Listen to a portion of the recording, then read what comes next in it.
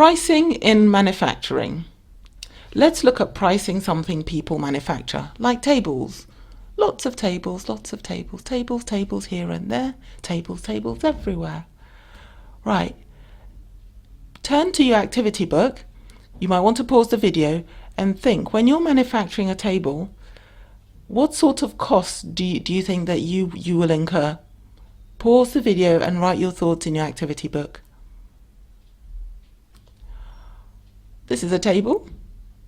This happens to be from IKEA, in fact. And these are the costs that I thought about. So you need some wood. You'll need some varnish.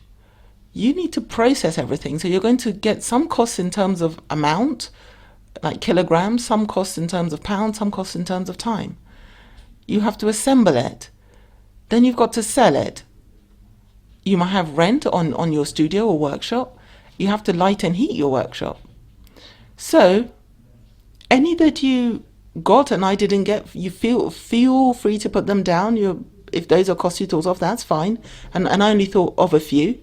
What we're going to do now, though, divide those costs into two camps.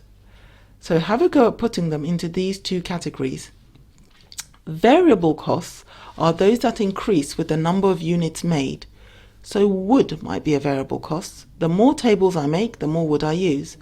Then there are fixed costs. These do not change with the output, like rent, light and heat. Pause the video and put the cost that you identified into these two headings. I did it like this. So I said, okay, variable costs are those that increase with the number of units made, so wood. The more tables I make, the more wood I make. The more wood that I use. Okay? And I put them into these categories.